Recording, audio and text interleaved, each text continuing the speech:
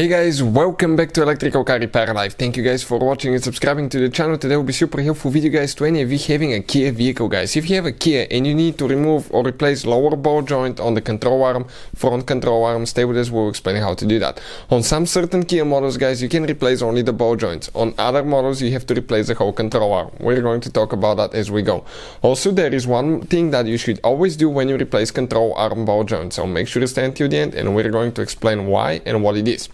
Now, we'll demonstrate on Kia Optima. The video may be helpful on many Kia models that use that design of ball joint, and it may be helpful on Kia Forte, Optima, Sorento, Sportage, Rio, and Kia Soul as well. So let's go ahead and explain what we need to do. So, let us guys tell us a little bit about us. Every single car we get at the garage, we try to make at least 200 to 300 free repair videos. We try to take them completely apart and show you how to fix pretty much anything. Why we do that? Simply because our mission in the shop is to save you as much money as we can. All we need in return guys, please subscribe to the channel and like the video. Something else, if you need to buy parts, tools for your Kia vehicle, we'll share the links in the description of the video below where we get all our tools and parts from. Check it out, parts for really good price and quick shipping as well. In addition guys, if you want to save even more money and learn how to fix your car for free, check out our main channel, Auto Repair guys. You can find so much helpful information that can save you thousands of dollars on future car repairs guys. We have helped more than 100 million people on this channel. So let's start on it now. So, we will be on the front left side guys of the vehicle right here. You will need to jack it up, remove the wheel. Of course, you need to always use multiple jack stands because you will be moving things around and you don't want the car to fall on you. You will need a penetrating spray and you will need lots of it guys. You will need to spray where that ball joint is. Okay, you can see the ball joint connects to the steering knuckle. Also, the ball joint will have usually one bolt and two nuts. Okay, we're going to spray those as well. The nuts are underneath, the bolt is on top. If you don't have bolts and nuts here, that means that the control ball joint, guys, the lower ball joint is actually part of the control arms and you cannot replace it. You have to replace the whole control arm. Now, we will explain, guys, okay, how we're going to do that. If you have bolts, you can replace it. So, what do we need to do? Right here, okay, let me go underneath first, okay, so I can show you a little bit better. Okay, we need to pull that metal pin out because this is the safety pin that prevents the nut from getting loose if something happens. You always need to replace it with a new one.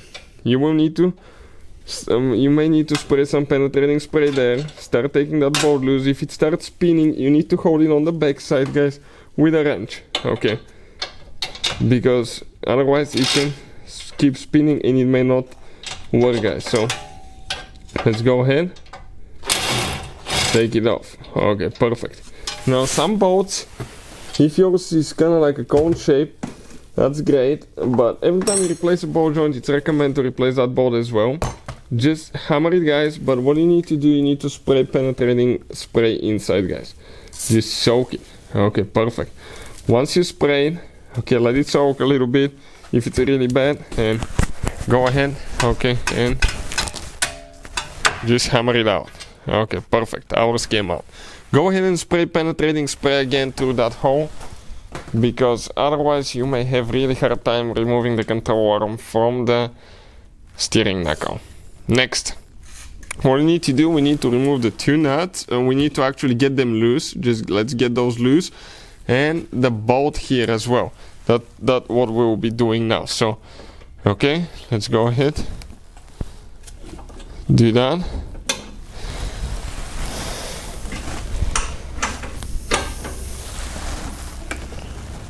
Perfect. Okay, now what we need to do, guys, right there, we're going to hammer, okay, on the ball joint. Okay, if it starts getting loose, what you need to do, okay, you may spray penetrating spray and push it back in, back out, back in, okay, until it comes out. Sometimes it may be really stuck, guys. Okay, perfect. It came loose. Check out all the rust that's inside. Okay, it's unbelievable, guys. Unbelievable. So that's great. Now, what else we need to do? Let's remove those bolts. One's out. Second one coming now.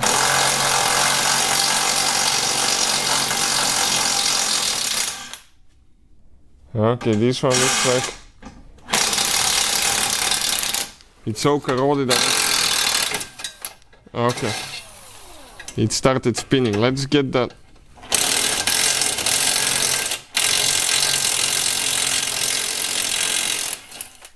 Okay, the thread is done on that bolt, guys, so good thing we're replacing with a new bolt joint. We can go ahead and grab it and pull it out.